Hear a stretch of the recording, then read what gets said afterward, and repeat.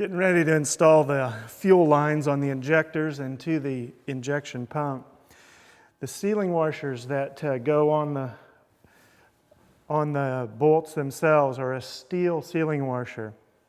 They seal against the pump and on these banjo fittings, and they're a one-time use. If you tighten these down and compress them and use them, and then have to loosen the fitting up for some reason, it's always good to throw them away and get some new ones. They're inexpensive and they're built to crush down and provide the seal, but they're a one-time use. So keep that in mind as you install fuel lines and as you bleed out the injectors.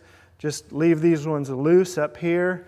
Tighten these ones down as you get the fuel through the system and start to get fuel up here to the injectors.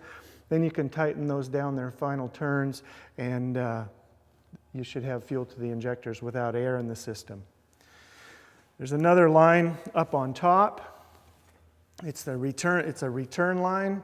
It links all the tops of the injectors together and then returns the fuel.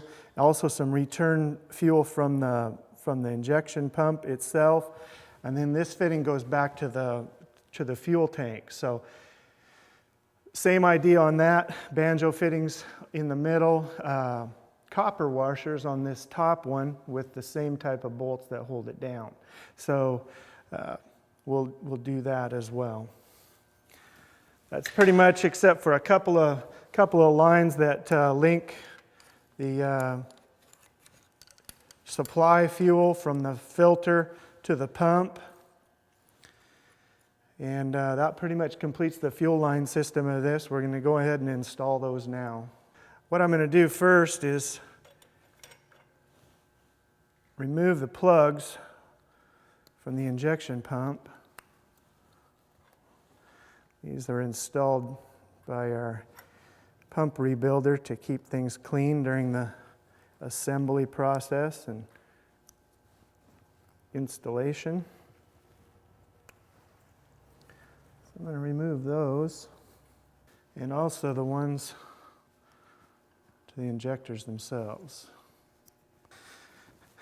Just take the banjo bolts and put a washer on the back side like that, and then one on the inside, and start it into the pump. Install them just kind of finger tight for now. Still need to be able to move the lines around a little bit.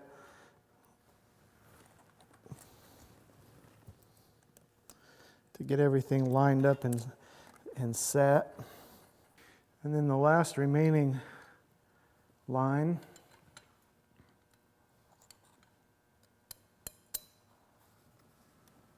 Then I'm going to move to the injectors up on top and start getting them located.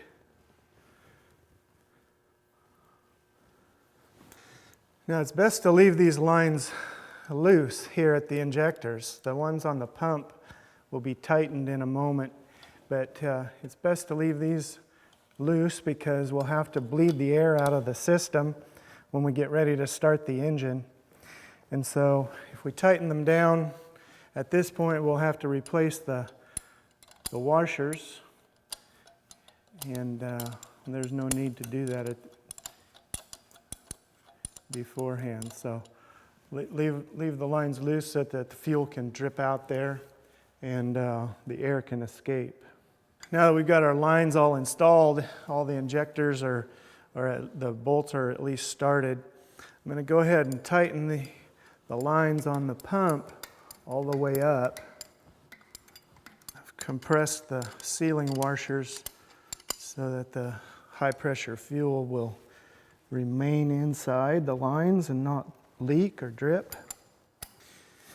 And at this point we're going to cut the wire. The pump rebuilder wired the throttle in full position to hold the weights and the governor in position until we had the pump installed. So at this point I'm going to cut that wire and release the throttle. The last thing I'll do is install just a small spring on the shutoff. I just want to have that on there so that the shutoff remains in run position. Normally on the tractor there's a spring inside the linkage up inside the dash of the tractor that handles this feature of holding spring pressure on the shutoff. I'm going to hold it in the run position so that we can start it, and then I'll hook a little wire to this so that I can shut the engine off during initial startup. Got the throttle released, the lines are in place. I'm going to go ahead with the return line at the top of the injectors, and we'll hook that in here to the pump. This line also has banjo washers, but the difference here, instead of steel sealing washers, they're copper ones. They're the same configuration, one top and bottom. Start it into the injector.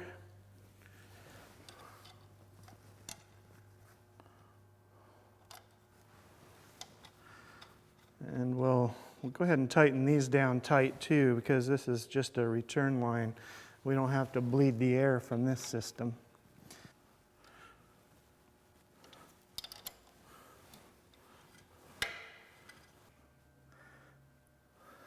These are low pressure lines here, so they don't have to be as tight or withstand the pressure. So we can get away with copper, we can get away with less torque on these bolts than we can on the high pressure lines here at the injectors and the fuel pump. Just get a nice seal, tight.